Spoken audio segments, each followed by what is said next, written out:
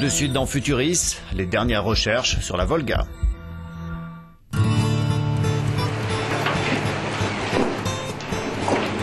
Jour de pêche sur la Volga, mais une pêche particulière, celle-ci est scientifique.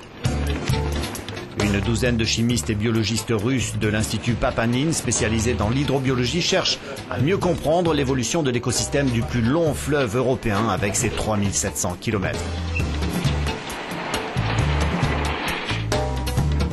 Il prend sa source au nord-ouest de la Russie pour se jeter dans la mer Caspienne. L'Institut Papanin est installé à Borok, sur les rives de la gigantesque retenue de Rybinsk. L'histoire de la Russie est vraiment liée à la Volga, mais aussi à l'histoire des peuples d'autres nationalités comme les Tatars, les Oudmourtes ou les Maris qui ont vécu ici depuis des siècles. La Volga a été la principale voie pour l'expansion culturelle et aussi un élément capital pour le développement de l'industrie, du transport et de l'agriculture dans tout le pays.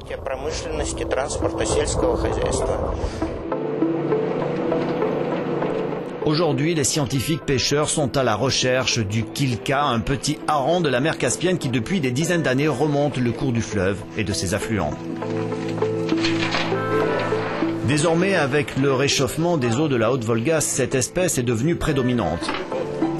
Sa présence a enrichi la chaîne alimentaire, mais elle a aussi apporté des parasites jusqu'ici inconnus. En fait, c'est tout l'écosystème du bassin de la Volga qui est en train de changer. Aujourd'hui, dans le bassin de la Volga et dans les rivières environnantes comme le Dniepr ou le Don, plus de 200 nouvelles espèces se sont acclimatées et ce de façon permanente. Cela comprend des poissons mais aussi des mollusques et des plantes aquatiques, voire même des espèces tropicales et subtropicales.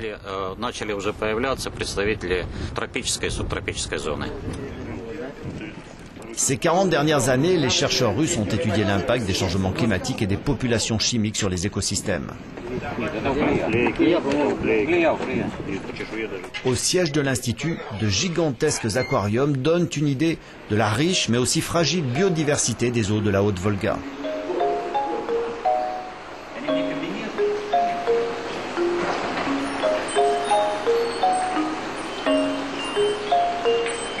Ainsi, les esturgeons ont pratiquement disparu de la région,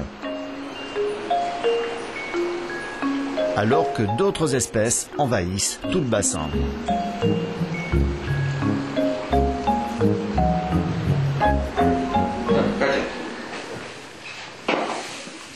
Yuri Slinko dirige le département de biologie halieutique de l'Institut Papanin. Dans son laboratoire, les chercheurs analysent et congèlent des prélèvements d'ADN de kilka tout juste pêchés. Les scientifiques espèrent ainsi que les modèles génétiques vont les aider à mieux comprendre comment ces espèces s'adaptent au changement.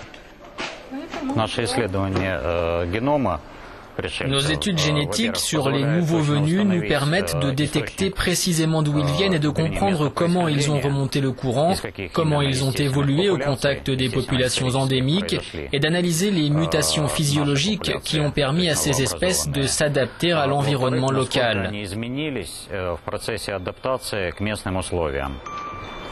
Un écosystème fragile dans un environnement en constante mutation. En plus des changements climatiques, le bassin de la Volga doit affronter la pression des activités humaines avec notamment les rejets industriels. Tcherepovets est une ville industrielle construite près du barrage de Rybinsk. On trouve sur les rives de la Cheskna, un affluent de la Volga, des aciéries, des chantiers navals, des scieries et des usines d'engrais. La rivière est aussi la principale source d'eau potable des 320 000 habitants de Tcherepovets. Voici la principale usine de traitement des eaux. Traitements chimiques, mécaniques et ultraviolets aident à transformer les eaux du fleuve en eau potable. Ce sont ainsi 65 000 mètres cubes d'eau potable par jour qui sont traités. Il n'y a pas trop de pollution d'origine humaine dans l'eau, donc notre principale tâche consiste à filtrer les colorants naturels de l'eau pour la rendre suffisamment claire pour être bue. Elle consiste aussi à prélever les composants organiques d'origine naturelle.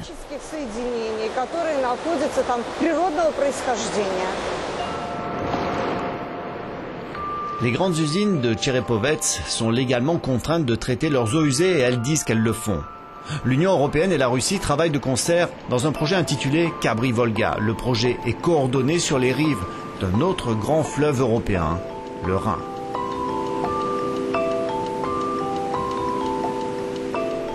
C'est ici, à Cologne, que l'économiste allemand Frank Weffering travaille à la consolidation de la coopération russo-communautaire, objectif à réduire les risques environnementaux et améliorer la gestion de l'eau dans le bassin de la Volga.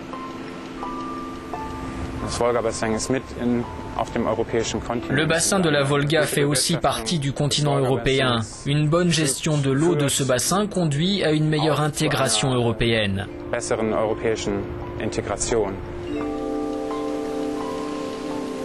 Les grands fleuves qui irriguent les grandes villes européennes doivent faire face aux mêmes défis.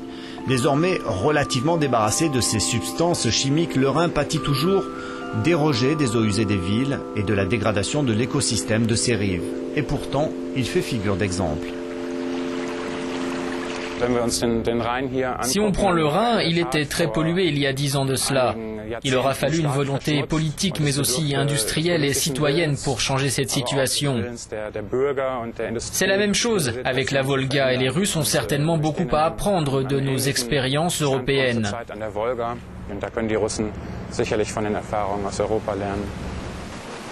Élément clé de cette prise de conscience sur lequel tout le monde s'accorde, l'éducation. Retour à Tcherepovets en Russie. Nikolai, Anna et Olga profitent des beaux jours pour s'ébattre dans le fleuve. Les étudiants ont appris l'écologie à l'école et se disent conscients des meilleurs moyens de protection des eaux de la Volga.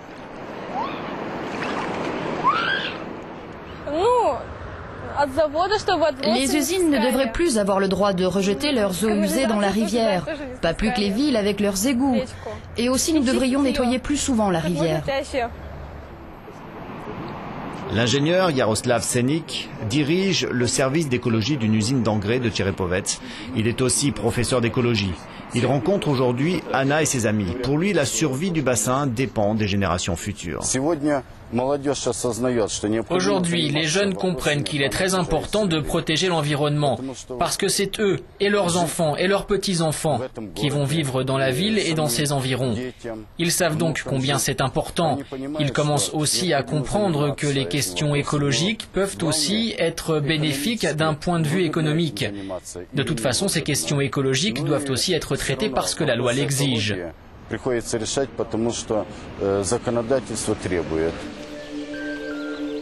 40% de la population russe vit dans le bassin de la Volga. Cela concerne aussi presque la moitié de la production industrielle et agricole russe. Par ailleurs, la Russie est la gardienne du quart des ressources en eau potable de la planète. C'est dire l'importance de son rôle dans la protection de l'environnement et des eaux de la Volga.